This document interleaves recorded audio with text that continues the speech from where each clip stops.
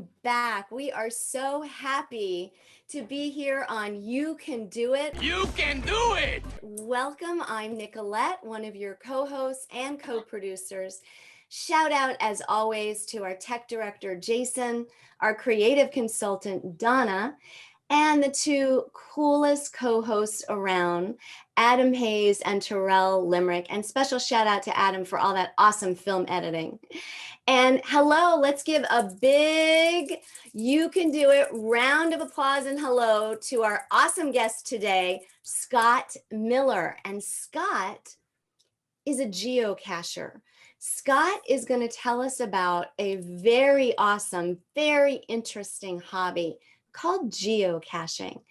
And so I'm going to turn it over now to Scott. Welcome to the show, Scott. You got the Zoom square. Thank you. Everybody, welcome. I'm really glad to be here. My name is Scott. My geocaching name is GSMX2. We pronounce that GSM times 2. My wife and I have the same initials. And I've been geocaching for 17 years. Have a question, and you guys are going to have to raise your hand. Why do you participate in the Special Olympics? Is it because it gets you outside? Raise your hand if it's because it gets you outside. Is it because the friendships that you guys make? How about that it gives you a purpose and a goal or a feeling of accomplishment? All right. Well, in this presentation, I'm going to show you how geocaching does the same thing. We're going to answer some questions. We're going to answer, what is geocaching? What do you need to play? How do you play? And I'm going to give you some hints and tips about finding geocaches. Okay, what is a geocache? Okay, first off, I want to make sure everybody knows it's spelled Geocache. It has nothing to do with cash, money. Okay, it's geo for earth, cache, French pronunciation is cache. It means to package something for later use. What is a geocache? Well, it's a container. It's a container. It could be something like an ammo can, this little Tolente gelato jar, Altoid tin. At my age, medicine containers, get a lot of those. Could be something as small or actually smaller than this little thing right here.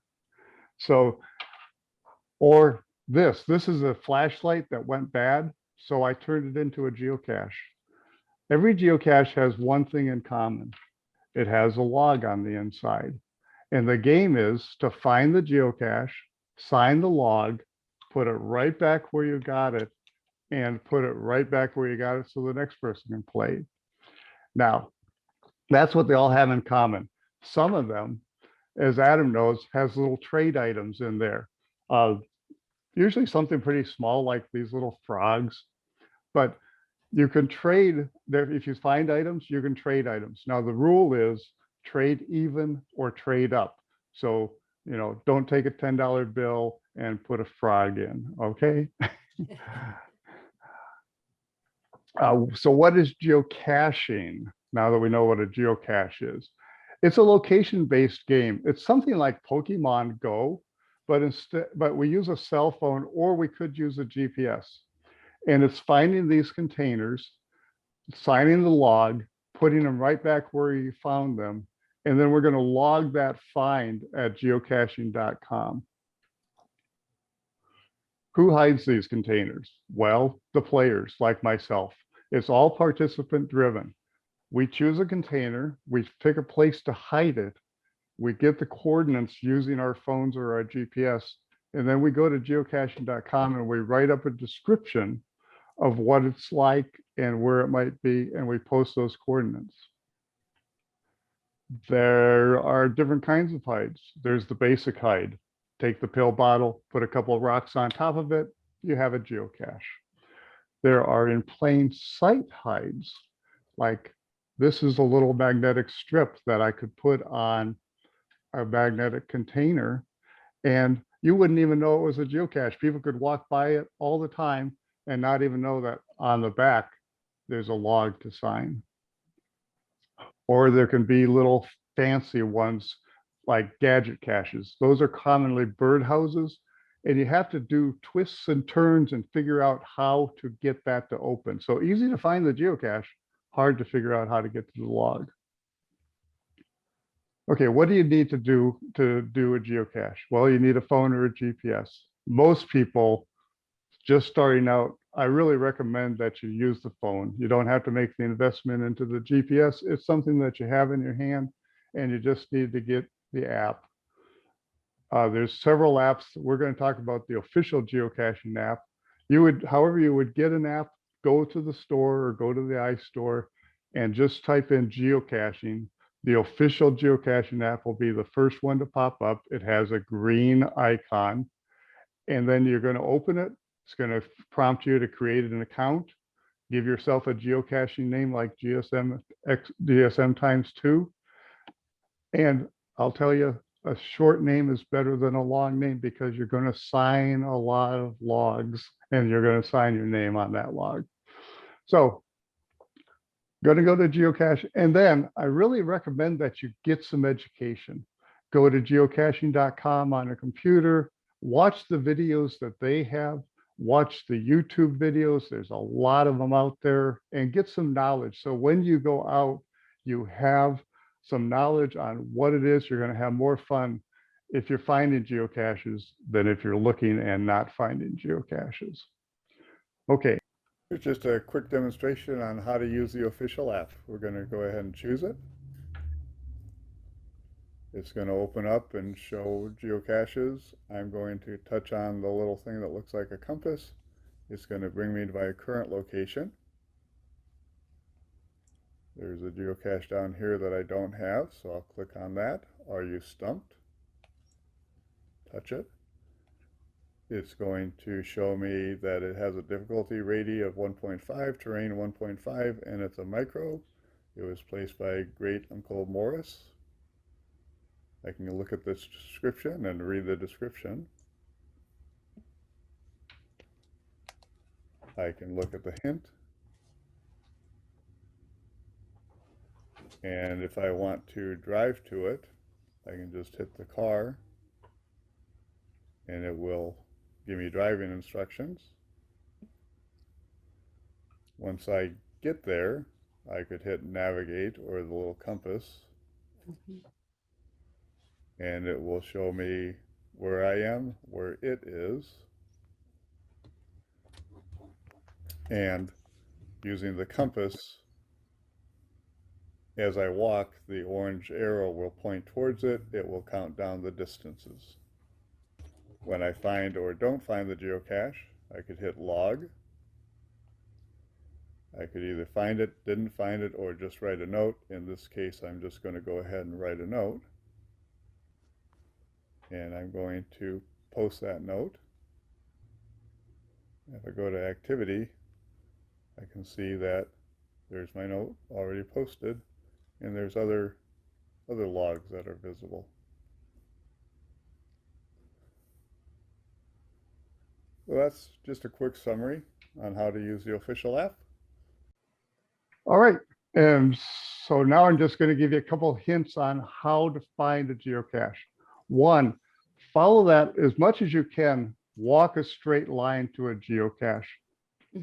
Second, don't expect that device to get you exactly where the geocache is with pinpoint accuracy.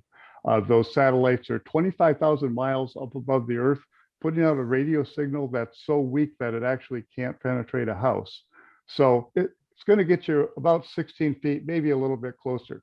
So when you're about 20 feet away, stop looking at your GPS or your phone and start looking around and say, okay, where's a good place to hide a geocache? Where would I hide a geocache? Is there something here that's out of place? If you're having trouble, standing still is better than walking around. When you find the geocache, you're going to log it whether you found it or didn't find it. If you found it, take a second, thank the owner for the hide. Don't post a spoiler describing the container or where it's hidden. The geocacher who hid it, he told all the information that he wants shared. So don't share extra. And then put everything back right where you had it. let the next person have the same experience that you had.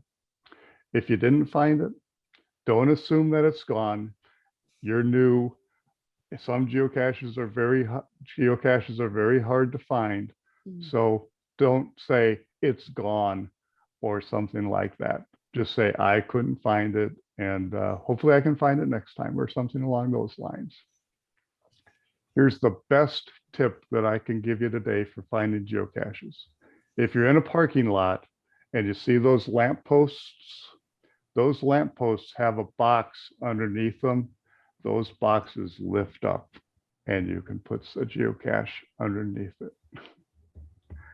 Okay, I think we're going to give it back, and I'm going to wind up with some questions, and I'm going to have some answers. And I want to thank you guys very much. All right, round of applause for Scott, you guys. That was awesome, Scott. Thank you. And yes, I think we have a lot of questions. All right, I'm going to turn it over to one of your fellow geocachers and also our co-host, Adam. So Adam, take it away. You've got the Zoom square. All right.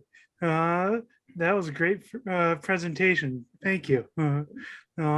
My first question, I guess, was I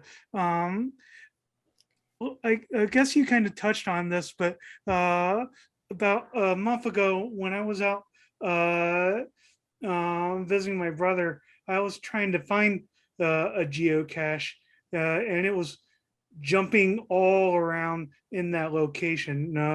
What kind of things should I look for when I'm at the place when it's kind of jumping around and telling me in that certain location to look for? Okay, and that can happen because of those satellites. Stand still. Stand still. Let the satellites communicate as best they can with your device, and that will usually stop the bouncing around. And you guys are in Maryland, where there's a lot of trees. Even trees can interfere with the signal, so sometimes it just can't be helped. But standing still is much better than walking around in a circle trying to get it to zero out. Okay, and I guess my other question is, have you ever encountered any hidden geocaches that like you said, are hidden in within an object or something? I found something that was actually carved inside of a rock.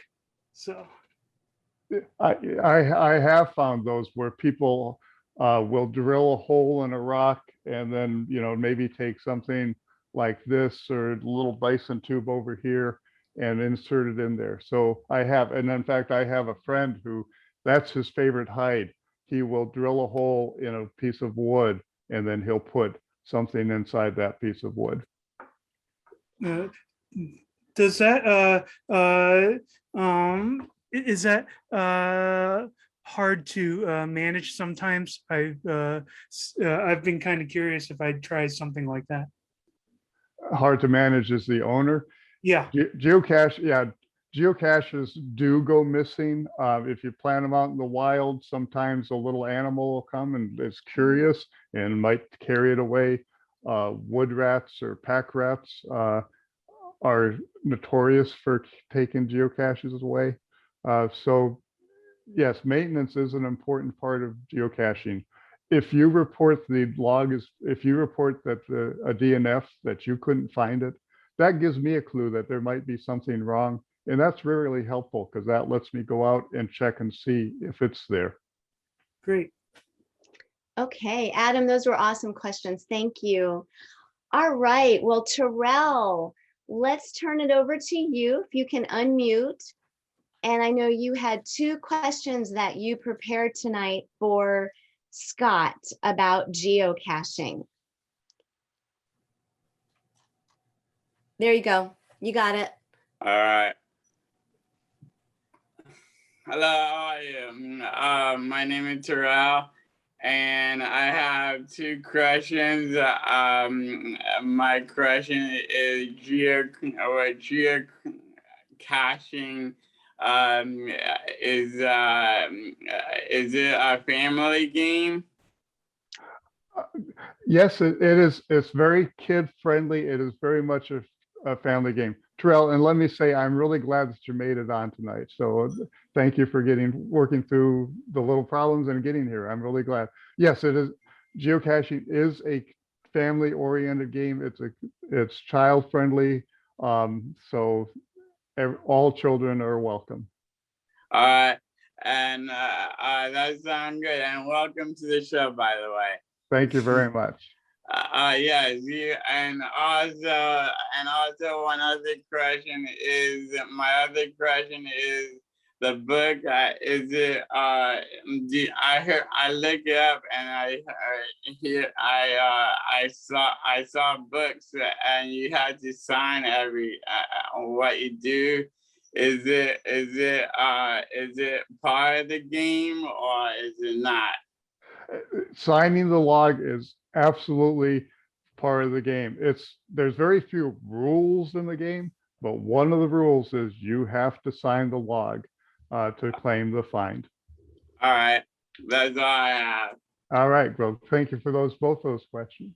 Thank you, Terrell. Those were really good questions. Before we open it up to our Zoomers, I'd like to take a minute to also ask if Jason has a question, because he is also a fellow geocacher and part of our Special Olympics family. So Jason, would you like to either ask a question or share a very exciting story from any geocaching experience you may have had? Before Jason goes, Yeah. can I ask Jason, Sure. what did I miss?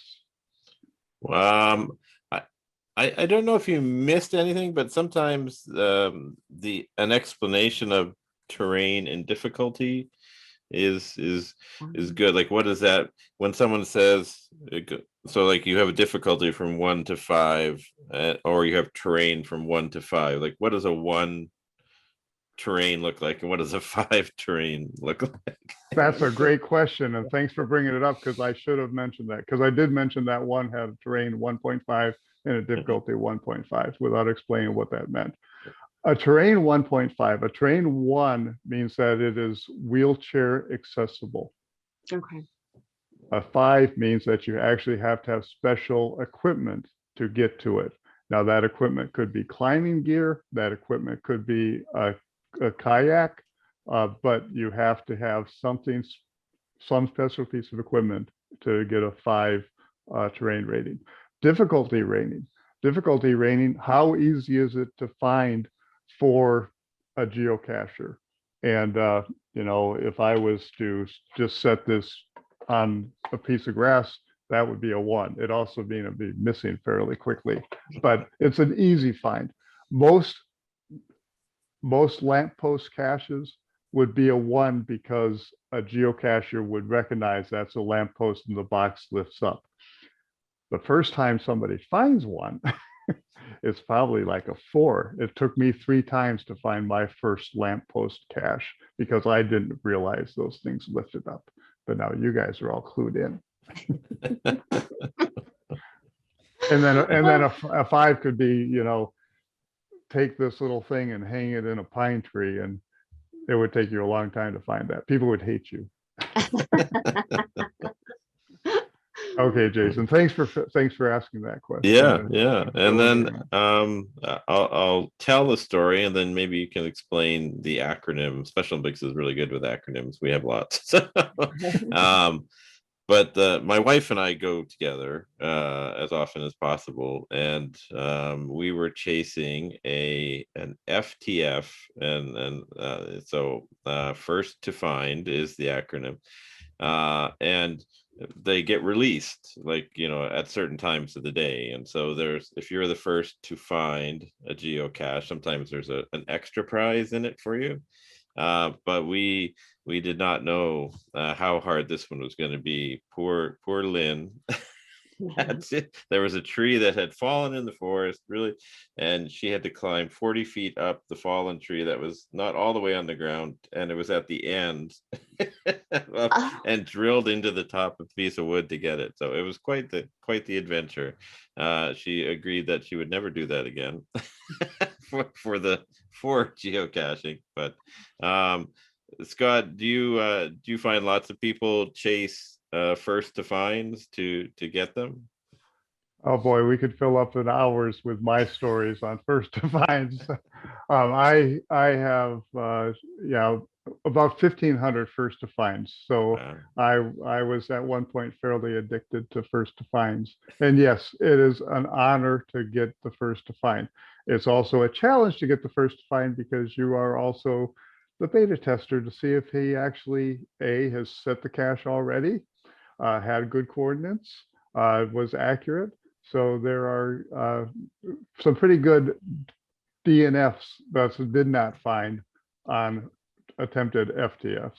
Yeah. Yeah, it's good fun. I know they get released and we're like, can we go? Do we have time? Right.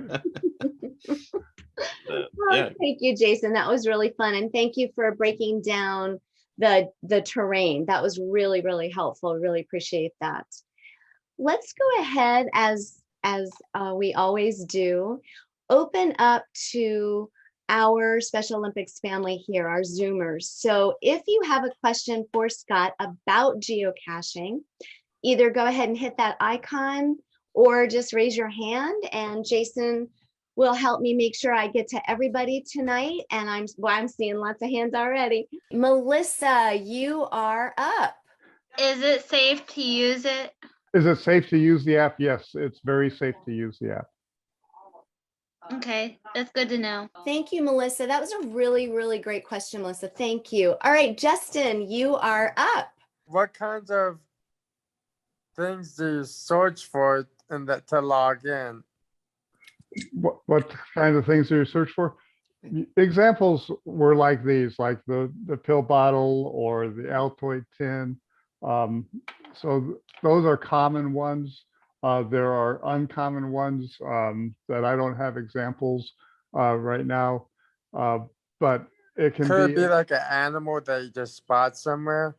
It's not an, it's an, you might find a stuffed animal or a plastic animal, you know, that somebody, like they've taken a lizard, a plastic lizard, and they'll go ahead and put a small container in the plastic lizard. Okay. I got you. Thank you. My pleasure. Thank you for the question. All right, thank you, Justin. Okay, who's up? Who's got a question for Scott? Does the app cost anything? No, the official app is free.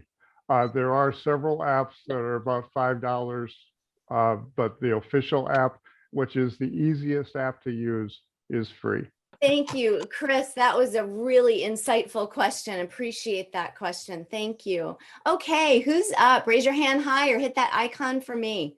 How long have you been doing geocaching for? I have been doing geocaching for 17 years.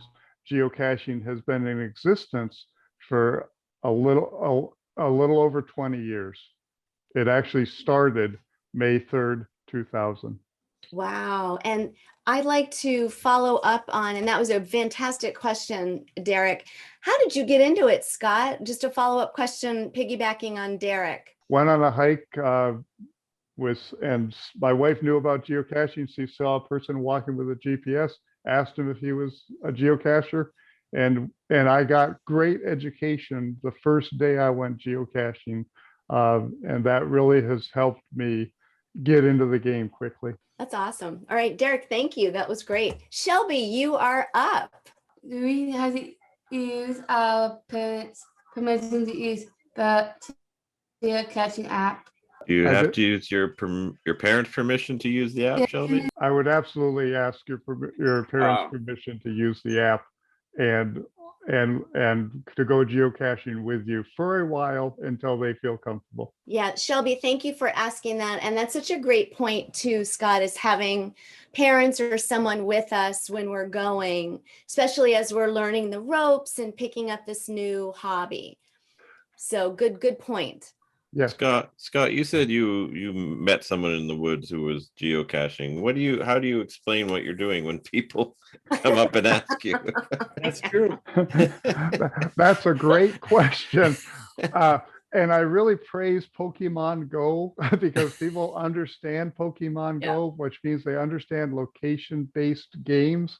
It got a lot simpler once we could say it's a game like Pokemon Go, but instead of seeking out mythical characters, we are looking for containers.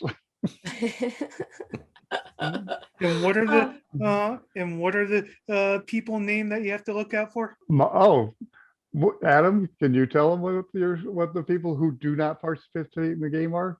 What they're- Muggles. So think of Harry Potter. Thank I you. love it. Who's that? David Godoy. David Godoy. How do you friend people? For example, Jason is already a geocaching and Adam is a geocaching. So once I become a geocaching myself, how do I find people who are already doing geocaching? Oh, there's a great question.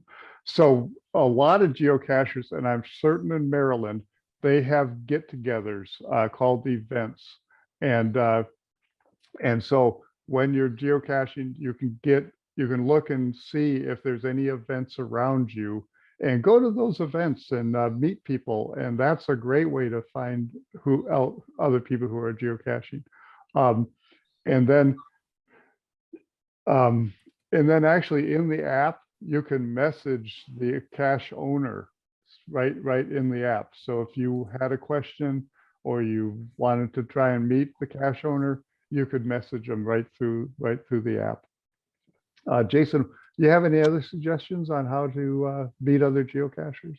I think, David, sometimes when you log on to the app, it will ask you, would you like us to go through your contacts on your phone and see if other people belong? And it'll do that work for you. It'll say, your friend Adam Hayes on Facebook is also a geocacher. And so it will do it when you sign up initially. It will kind of give you an idea of other friends that might be in the area based on the email they used as a geocacher.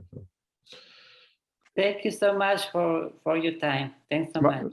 Thank you so much for inviting me. Thank you, David. There's a question that's come up a few times in the chat. Scott, I just wanted to touch on, is there an age range for the app? I don't think there's an official age range for the app. It's a little bit complicated. It's not an easy game. It's an easy app, but it's not necessarily a game that a 5-year-old could figure out. Or Okay. maybe they could. better and easier than I could. That's good. Thank you. All right, Thomas. Does your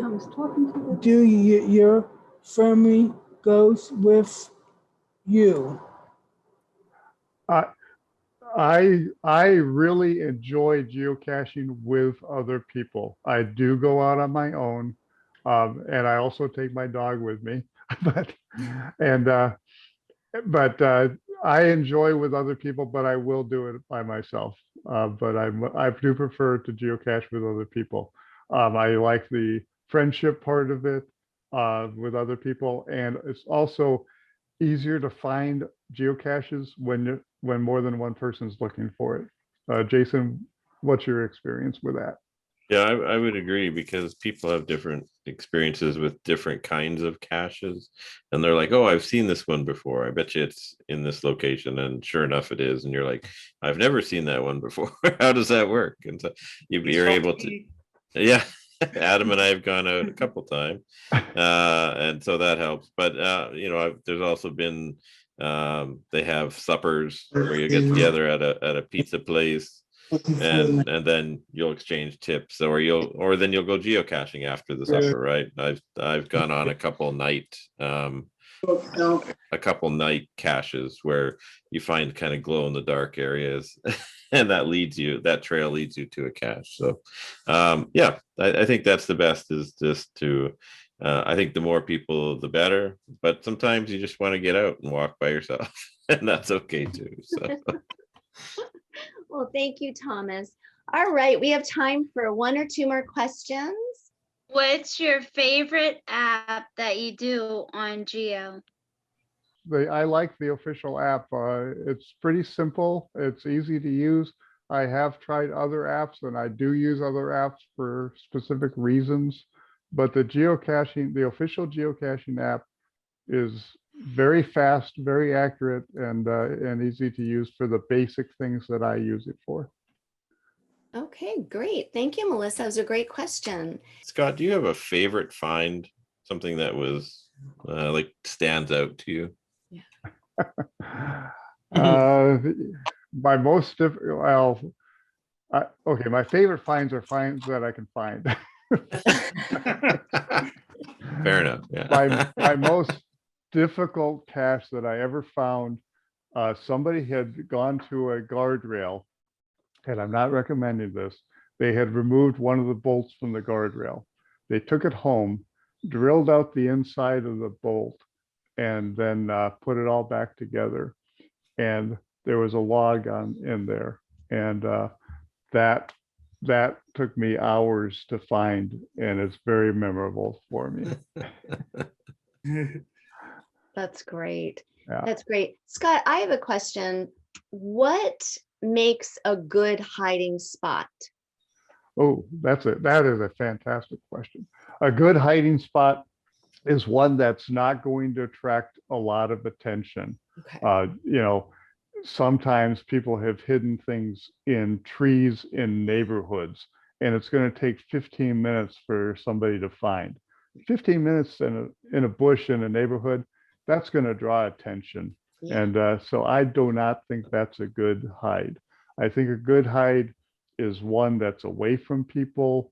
A really good hide is in a nice area, like maybe in a park, but in a secluded area of the park. One of the things they say about geocaching is it's the people you meet and the places you get to go. The places you get to go and the people you know.